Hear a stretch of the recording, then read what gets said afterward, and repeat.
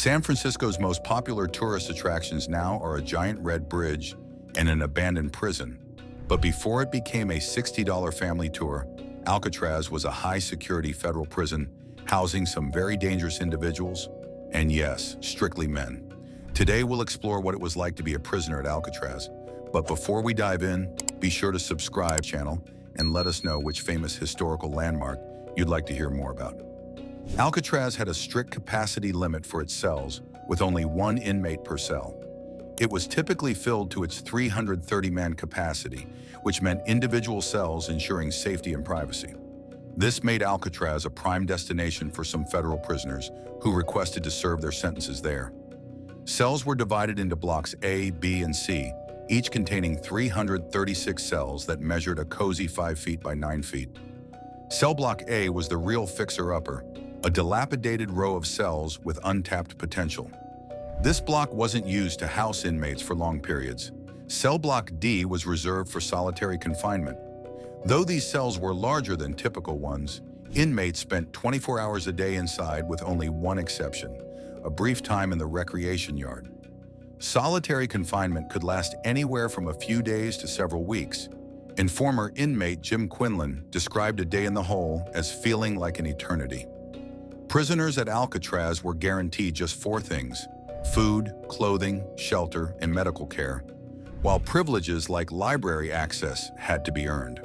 When a prisoner arrived at Alcatraz, they were given standard stamped prison uniforms, showered, strip-searched, and given cursory medical exams. The residents of Alcatraz were fed 3 meals a day, given a roof over their heads they legally couldn't leave, and had access to hospital care if needed. The Alcatraz Hospital also provided dental and psychiatric services until the 1950s, when the position was eliminated due to budget cuts, replacing it with contracted doctors. In the last years before Alcatraz closed, the hospital became the permanent home for seriously ill inmates, some serving long stretches of their sentences there. The Birdman of Alcatraz, Robert Stroud, spent 11 of his 17 years in the hospital due to a kidney infection and his need for isolation because he was dangerous. The Alcatraz library had stacks of books for inmates to read once they earned the privilege, which could be revoked for bad behavior. Inmates couldn't visit the library directly. Instead, those with privileges filled out cards requesting books or magazines from a catalog, which were then delivered to their cells, with any crime-related content removed. As reading was one of the few leisure activities, many inmates used it to study law, learn languages, or take correspondence courses from the University of California at Berkeley. Other activities earned for good behavior included playing chess, softball, visiting family, or doing work duty. In the 1950s, prisoners got headsets to listen to the radio and watch movies in the auditorium. However, like library privileges, these could be taken away for misbehavior. The Alcatraz band, proudly named the Rock Islanders, was made up of inmates who earned the right to play, with positions in the band being highly sought after. Even Al Capone begged to be allowed to join, which he eventually was. Capone wrote to his son about learning to play the tenor guitar, tenor banjo, and mandolin, eventually mastering more than 500 songs. According to former guard George Gregory, the band was only a notch above a 4th or 5th grade band, but it did wonders for the inmates' self-esteem. The band performed in the dining hall during holidays, Sundays, and special events. Inmates could purchase their instruments, but after 1956, they could only practice between 5:30 and 7:30 p.m. Violating these rules would result in confiscation of the instruments and punishment. The cells at Alcatraz were small and sparsely furnished, with just a cot, a wash basin, and a toilet. When future Yelp reviewer and notorious inmate Jim Quinlan arrived, he noted his quarters were subpar, with a steel bed, a straw mattress, and a lumpy, dirty pillow. He remarked the toilet had no seat, and the wash basin had only one tap for cold water. Inmates weren't allowed to bring outside items, and Alcatraz didn't have a gift shop. But after the 1950s, prisoners were allowed to buy certain items, including textbooks, correspondence courses, musical instruments, and magazine subscriptions. The first warden of Alcatraz, James A. Johnston, was a tough, no-nonsense figure who imposed a rule of silence from the start until 1937, keeping all inmates silent under his watchful eye. Prisoners could only speak during meals or recreation time. However, Johnston was much more lenient with their smoking habits, allowing inmates up to 3 packs of cigarettes per week, making smoking more common than talking at Alcatraz. To get around the silence rule, prisoners communicated through pipes between cells, like tin can telephones. Eventually, this rule was lifted because it was difficult to enforce and deemed cruel.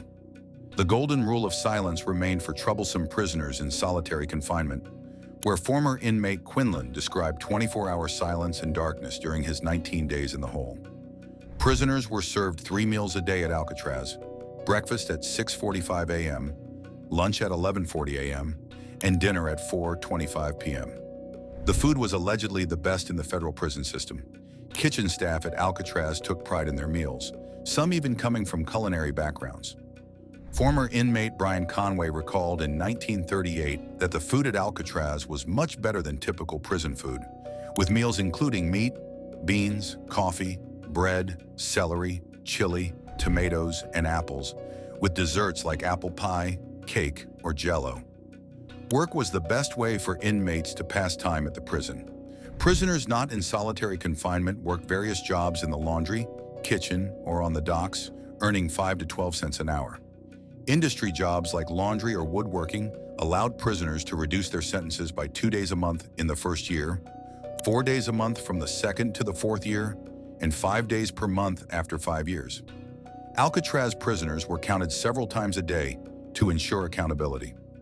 Brian Conway noted the bell rang every 30 minutes, but in reality, counts occurred about 13 times a day. Prisoners lined up outside their cells for roll call in the morning, after breakfast, before work, after work, before lunch, after lunch, before dinner, after dinner, and several times after lights out at 9:30.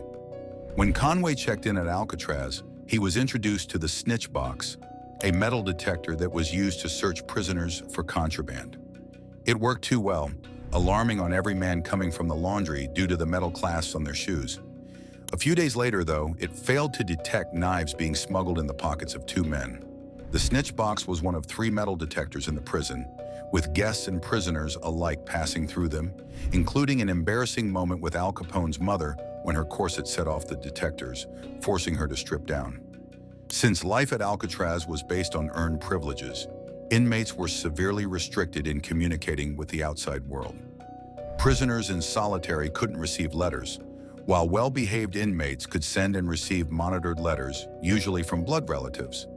On Mother's Day, prisoners could write to their mothers, but the letters were closely regulated and had to be approved. The handwritten notes were retyped, and a copy was given to the inmate. Visitation was also highly regulated. Inmates had to earn the right to have visitors, with only one 90-minute visit per month from a blood relative or wife. Conversations were monitored, and any mention of other inmates would end the visit. As depicted in the 1979 film Escape from Alcatraz, escaping from the rock was nearly impossible. But that didn't stop 14 escape attempts by 36 prisoners during Alcatraz's existence. Given that only 1,545 men were ever incarcerated there, it's a small sample size. The efforts had to be bold because leaving the island was extremely difficult. If not by boat, Joe Bauer tried to climb over a fence but was shot and died from his injuries. In 1937, Theodore Cole and Ralph Rose escaped, trying to swim to San Francisco, but got caught in a storm and drifted away at sea, their bodies never found. Escape attempts continued in 1938, 1939, 1941, 1943, and 1945. In 1946, John Kyle pieced together an Army uniform over time while doing laundry duty, eventually making it to Angel Island before being caught and sent back. 1946 was also the year of the Battle of Alcatraz, in which 6 prisoners overpowered guards, stole weapons, but couldn't open the door to the recreation yard. In a panic, they started a riot, exchanging gunfire with guards. The battle lasted 2 days, resulting in 3 prisoners and 2 guards killed. Some prisoners tried to escape by swimming, but none made it, and some bodies were never found. In 1962, Frank Morris and the Anglin brothers, John and Clarence, disappeared from their cells and were never heard from again. Their escape would later inspire the movie Escape from Alcatraz. It's believed the trio shimmed down drain pipes, slipped through enlarged vent holes, and tried to swim to safety, though it's assumed they died during the swim. Brian Conway claimed that the monotony and harsh discipline drove 14 out of 317 inmates insane during the final year of his sentence, with some becoming violently crazy. Doctors occasionally accused inmates of faking mental illness to gain an advantage. Joe Bowers, admitted in 1934, was thrown into solitary after refusing to work and attacking 2 guards. He was initially diagnosed with epilepsy, but later a psychiatrist suggested he might be truly psychotic. After trying to escape in 1936, Bowers died. So what do you think of Alcatraz? Let us know in the comments below and check out some of these other videos from Wanda Discoveries.